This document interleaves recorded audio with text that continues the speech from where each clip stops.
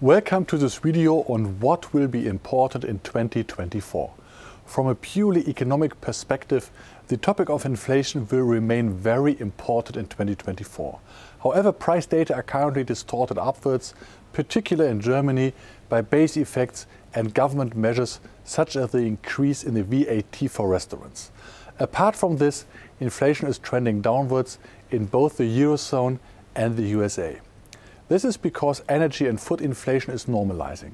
However, in the end, inflation is likely to stabilize at 3% rather than 2% due to the sharp rise in wages, particularly in the Eurozone. The markets expect the ECB to cut interest rates for the first time as early as April. They expect rates will be 150 basis points lower by the end of this year. We believe these rate cut expectations are exaggerated. We expect only 3 ECB rate cuts in 2024 due to the sharp rise in wages. Turning to political risks, Taiwan will elect a new president next week. In the polls, the China-critical candidate is slightly in the lead. However, the party critical of China would probably lose its majority in parliament.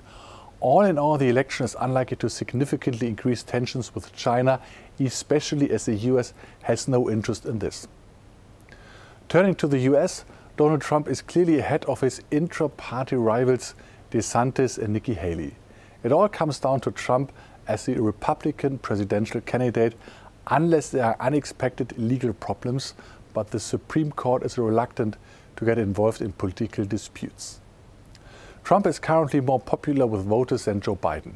The outcome of the election will also depend on how many votes an independent candidate like Robert Kennedy can take away from the Democrats.